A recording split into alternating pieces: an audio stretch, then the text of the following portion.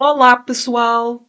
Eu chamo-me Adelina e já vimos que a indica aonde alguém vai. E também vimos que algumas palavras precisam de o ou precisam de a. Então, eu vou a Tavira, não precisa de o ou a, mas eu vou ao supermercado. Então, a mais o igual a ao. Ao. Eu vou ao supermercado. O João e o Miguel, João e Miguel, eles estão no café.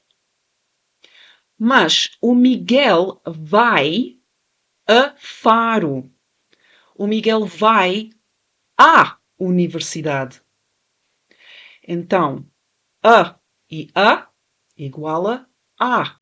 O Miguel vai à universidade. Tavira e Faro não tem o, não tem a.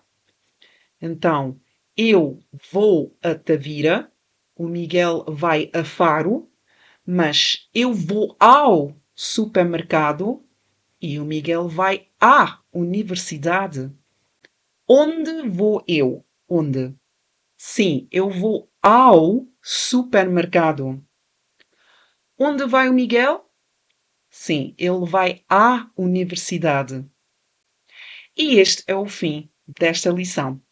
Eu vejo-te no próximo vídeo. Tchau!